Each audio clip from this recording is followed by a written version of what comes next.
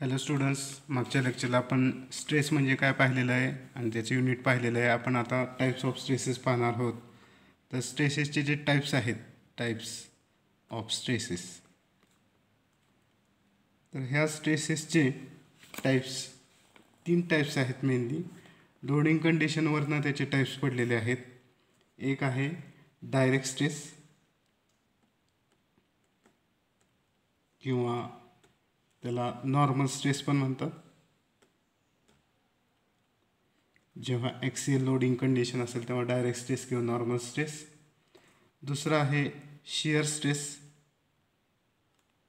Shear force किंवा shear load असेल तर शियर स्ट्रेस. आणि तिसरा आहे bending stress. Bending stress eccentric loading condition असेल तर बेंडिंग स्ट्रेस हा त्याच्यामध्ये तयार होतो किंवा डेव्हलप होतो बॉडीमध्ये. आता पहिलं जे आहे ते म्हणजेच डायरेक्ट स्ट्रेस.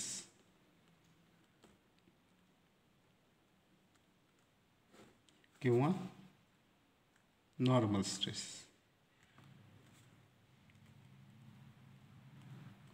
डायरेक्ट स्ट्रेस किंवा नॉर्मल स्ट्रेस जेव्हा ॲक्सियल लोडिंग कंडिशन असेल, म्हणजे ॲक्सिसच्या अलोंग जेव्हा लोड ॲक्ट होत असेल तेव्हा जे स्ट्रेसेस डेव्हलप होतात बॉडीमध्ये त्याला आपण डायरेक्ट स्ट्रेस किंवा नॉर्मल स्ट्रेस असं म्हणतो. आपण जे सिग्मा लेटरनं दाखवतो ते.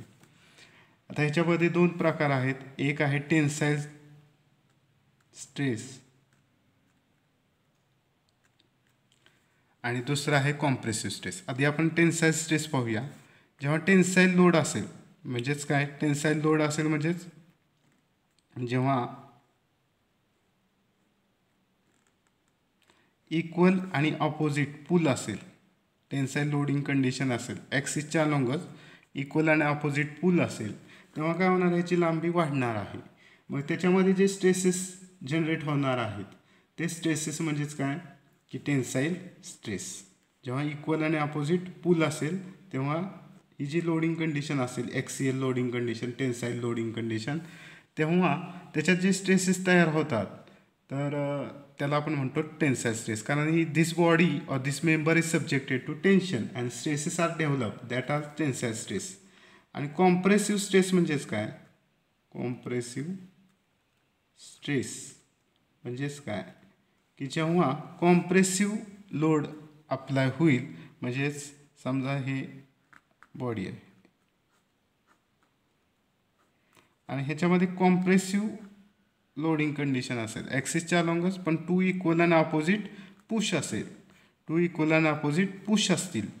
तर जेव्हा 2 इक्वल आणि अपोजिट पुश असेल तेव्हा तो मेंबर जो आहे किंवा जी बॉडी आहे it is subjected to compression. आणि जेव्हा ते स्ट्रेसेस जनरेट होणार आहेत त्याला आपण म्हणतो कॉम्प्रेसिव्ह स्ट्रेस. हे झालं डायरेक्ट स्ट्रेस किंवा नॉर्मल स्ट्रेसचे 2 टाईप्स. डायरेक्ट किंवा नॉर्मल स्ट्रेसचे 2 टाईप्स आहेत, टेन्साईल स्ट्रेस आणि कॉम्प्रेसिव्ह स्ट्रेस. टेन्साईल लोडिंग कंडिशनमध्ये 2 इक्वल आणि अपोजिट पुल असेल तर टेन्साईल स्ट्रेस जनरेट होतात. आणि कॉम्प्रेसिव्ह लोडिंग कंडिशनमध्ये 2 इक्वल आणि ऑपोजिट पुश असेल तर कॉम्प्रेसिव्ह स्ट्रेस त्याच्यामध्ये जनरेट होतात. हे झाला first type, direct stress. Next type आहे शियर स्ट्रेस. त्याला आपण टाऊ असं म्हणतो. टाऊ या लेटरनं, ते टाऊ या सिम्बॉलनं शियर स्ट्रेस आपण दाखवतो. जेव्हा इक्वल आणि अपोजिट फोर्सेस जे की बॉडीला टेंजेन्शियली ॲक्ट होणार आहेत तर तेव्हा ती बॉडी काय होते, शियर ऑफ होते किंवा स्लाईड होते. त्याच्यात जे स्ट्रेसेस तयार होतात त्याला आपण म्हणतो शियर स्ट्रेस. म्हणजे 2 इक्वल ऑपोजिट फोर्सेस बॉडीला टेंजेन्शियली ॲक्ट होतात तेव्हा ती बॉडी काय होते, शियर होते म्हणजे कट होते किंवा स्लाईड होते, एकमेकावर अशी स्लाईड होणार आहे, टेंजेन्शियल फोर्समुळे. तर त्याला आपण म्हणतो शियर स्ट्रेस. आता उदाहरण आपण 2 उदाहरणं ह्याच्यामध्ये घेऊया शियर स्ट्रेसचं. एक आहे रिवेटचं उदाहरण. रिवेटमध्ये शियर स्ट्रेस कसा तयार होतो, तर सपोज एक प्लेट आहे, अशी 2 प्लेट आहेत, सॉरी इथं 2 प्लेट आहेत. ही पहिली प्लेट वरची आणि खालची एक दुसरी प्लेट आहे. ह्या 2 प्लेट ज्या आहेत त्या रिवेटनं जोडलेल्या आहेत. ह्या काय झाल्या, 2 प्लेट रिवेटनं जोडलेल्या आहेत. सपोज हा आहे रिवेट, ह्या प्लेट्स आहेत, ह्या 2 प्लेट रिवेटनं जोडलेल्या आहेत. आता इथं काय केलेलं आहे की टेंजेन्शियल फोर्स अप्लाय केलेला आहे, इक्वल आणि अपोजिट टेंजेन्शियल फोर्स अप्लाय केलेला आहे. हा आहे प्लेन ऑफ शियर, हा जो आहे तो प्लेन ऑफ शियर. तर ह्याच्यामुळं काय होतं की वरची प्लेट खालची प्लेट काय होणार आहे, स्लाईड होणार आहे एकमेकावर. त्याच्यामुळं हा जो रिवेट आहे तो कट होतो किंवा शियर होतो. मग ह्याच्यामध्ये जो स्ट्रेस जनरेट होणार आहे त्याला आपण म्हणतो शियर स्ट्रेस. ह्याच्यामध्ये जो जनरेट होणार आहे स्ट्रेस त्याला आपण म्हणतो शियर स्ट्रेस. म्हणजे काय झालं, वरची प्लेट आणि खालची प्लेट एकमेकाला स्लाईड झाली, एकमेकाच्या वरती काय झाली, स्लाईड झाली. त्यामुळं हा जो रिवेट होता, हा रिवेट काय झाला, त्या प्लेनच्या अलॉंग शियर झाला. हा कट झाला रिवेट, हा काय झाला, कट झाला रिवेट. हा जो रिवेट आहे हा कट झाला, शियर झाला. कारण ह्या दोन प्लेट काय झाल्या, ह्या फोर्समुळं एकमेकावरती स्लाईड झाल्या, एकमेकावरती स्लाईड झाल्या. त्याच्यामुळं हा रिवेट काय झाला, शियर झालेला आहे. त्याच्यामध्ये जे स्ट्रेसेस तयार होतात त्याला शियर स्ट्रेस म्हणतो. मग ह्याच्यामध्ये टाऊ म्हणजे शियर स्ट्रेस, रिवेटच्या बाबतीमध्ये टाऊ बरोबर शियर स्ट्रेस म्हणजे अप्लाइड फोर्स किंवा applied load upon cross section area. आता रिवेट शियर होते, रिवेट शियर होते, त्यामुळे क्रॉस सेक्शन एरिया रिवेटचा घ्यावा लागेल. आणि रिवेट हे सर्क्युलर क्रॉस सेक्शनचं असतं, म्हणजे एरिया ऑफ क्रॉस सेक्शन रिवेटचा सर्कलचा जो एरिया आहे तोच सर्कलचा एरिया आपल्याला घ्यावा लागेल. पीला पी तसंच राहणार आहे, पी हा टेंजेन्शियल फोर्स आहे. आपण एरिया रिवेटचा घ्यायचा आहे π/4 d², π/4 d². म्हणजेच हा सिम्प्लिफाय झाल्यावर काय होईल, 4p π d², 4p π d². तर 4 इकडे गेलं वरती, त्यामुळे 4p π d² हे टाऊचं फॉर्म्युला झाला सिंगल रिवेटच्यासाठी किंवा सिंगल शियरसाठी, सिंगल शियरसाठी. ओके. नेक्स्ट दुसरं शियर स्ट्रेसचं उदाहरण म्हणजेच पंचिंग स्ट्रेस.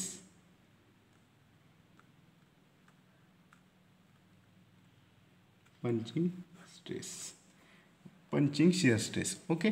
समजा एखादी प्लेट आहे, एखादी प्लेट आहे, ही प्लेट आहे, ह्या प्लेटचा थिकनेस टी आहे. इथं एक असा सर्क्युलर पंच आहे, हा असा सर्क्युलर पंच आहे, हा पंच आहे, सर्क्युलर पंच आहे. ह्या सर्क्युलर पंचनं, हा सर्क्युलर पंच आहे सपोज, ह्या सर्क्युलर पंचनं आपल्याला काय करायचं आहे, ह्याच्यामध्ये सर्क्युलर होल पाडायचे, ह्या प्लेटमध्ये सर्क्युलर होल पाडायचे. तर पंच काय करेल, पंच पी हा फोर्स अप्लाय करत किंवा लोड अप्लाय करत, पी हा लोड अप्लाय करत, हे होल पाडणार आहे, होल पाडणार आहे. ह्याचा डायमीटर डी असेल, या होलचा डायमीटर डी असेल. ठीक. मग अशा वेळेस जो शियर स्ट्रेस होतो तो शियर स्ट्रेस कसा असतो, तर शियर स्ट्रेस बरोबर shear force upon circumference shear area. Shear force is load upon circumferential area, म्हणजे पी अपॉन ए. ए पण इथं ए काय घ्यायचं आहे, सर्कम्फरन्शियल एरिया घ्यायचा आहे. आता तुम्हाला माहिती आहे सर्कम्फरन्स म्हणजे परिघ, म्हणजे परिघ. होल कसं आहे, सर्क्युलर आहे. सर्कम्फरन्स काय असणार आहे, ह्याचा πd असणार आहे. होल काय आहे, सर्क्युलर आहे, म्हणजे सर्कलचा जो परिघ असतो तो 2πr असतो किंवा πd असतो. 2πr म्हणा किंवा πd म्हणा. तर इथं सर्कम्फरन्स काय असणार आहे, त्या होलचा πd असणार आहे. तर ह्याच्यामध्ये पीला पी आहे तसंच ठेवायचं आहे. लोड आहे जो पंच अप्लाय करतो, पी हा लोड अप्लाय करतो शियर होण्यासाठी, म्हणजे हे कट होण्यासाठी, होल कट होण्यासाठी. तर इथं एरिया काय घ्यायचा आहे, circumference into thickness, circumference into thickness. कारण ते होल काय होणार आहे, थ्रू आउट पडणार आहे, म्हणजे होलचा सर्कम्फरन्स प्लस होलचा सर्कम्फरन्स आणि थिकनेस सुद्धा ह्याच्यामध्ये विचारात घ्यावे लागणार आहे. सो टाऊ पंचिंग शियर जर सर्क्युलर होल पाडायचं असेल तर आपल्याला शियर फोर्स किंवा shear load upon cross section circumferential area आपल्याला इथं घ्यावा लागेल. इथं क्रॉस सेक्शन एरियाच्या ऐवजी काय घ्यायचं आहे, सर्कम्फरन्शियल एरिया घ्यायचं आहे. कारण का थ्रू आउट होल पडणार आहे, त्यामुळे थिकनेसचा पण विचार करावा लागणार आहे. म्हणजे पी म्हणजे जो पंच लोड अप्लाय करतो तो पी, आणि इथं सर्कम्फरन्स एरियामध्येच circumference of that hole πd, म्हणजे डी डायमीटर आहे त्या होलचा, इंटू त्या प्लेटची थिकनेस, इंटू त्या प्लेटची थिकनेस. म्हणजे याचा सर्कम्फरन्स सर्कम्फरन्शियल एरिया काय झाला होलचा, तर त्याचा सर्कम्फरन्स, होलचा सर्कम्फरन्स पायडी इंटू थिकनेस, हे एरिया आपल्याला घ्यावा लागेल. ही एरिया इथं घ्यावं लागेल. इथं क्रॉस सेक्शन एरिया नाही येणार, तर इथं सर्कम्फरन्शियल एरिया येणार आहे. याचा नीट विचार करायचा आपल्याला प्रॉब्लेम सोडवताना. हे झालं आपलं सर्क्युलर होलच्या बाबतीत. हे झालं आपलं सर्क्युलर होलच्या बाबतीत. समजा आपल्याला ही प्लेट आहे,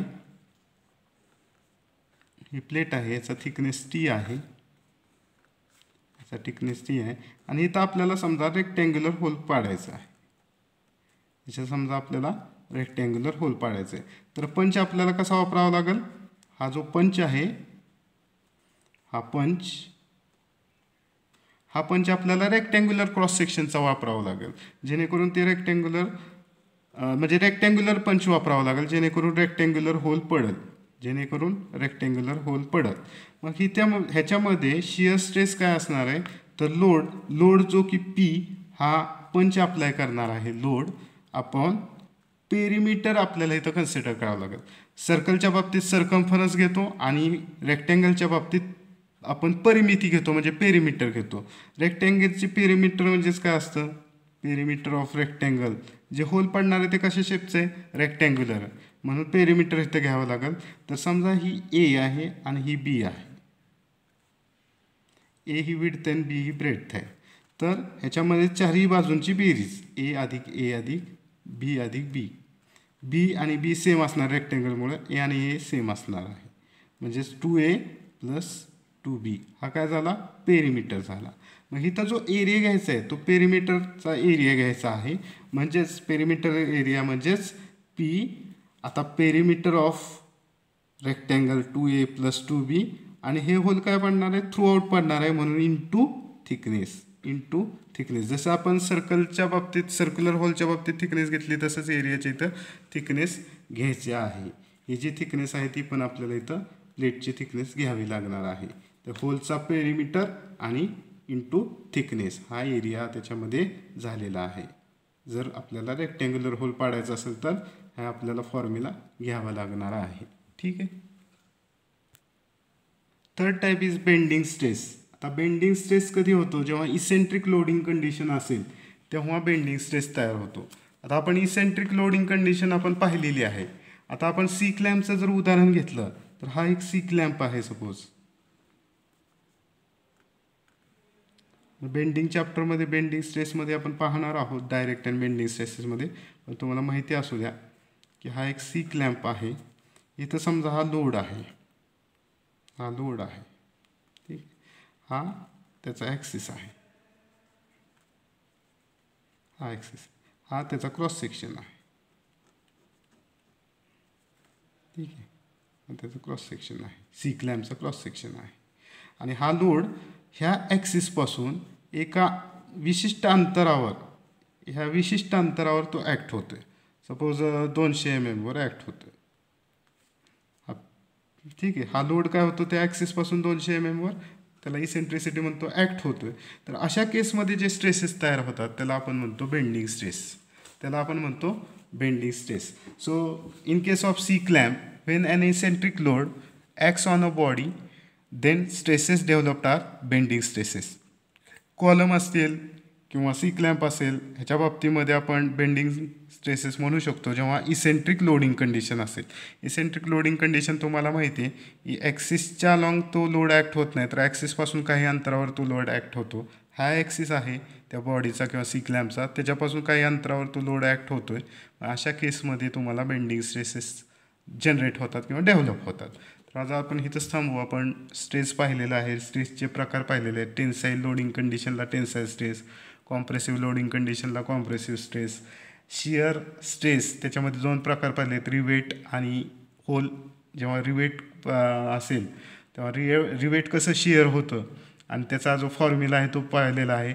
आणि पंचिंगसाठी जर सर्क्युलर होल पाडायचा असेल तर काय फॉर्म्युला असेल, आणि जर रेक्टँग्युलर होल पाडायचं असेल तर काय फॉर्म्युला असेल हे पण पाहिलेलं आहे. आणि बेंडिंग स्ट्रेसची कंडिशन पण पाहिलेली आहे. अशा पद्धतीने टाईप्स ऑफ स्ट्रेस आपण आत्ता संपलेला आहे. पुढच्या लेक्चरला आपण स्ट्रेन पाहणार आहोत.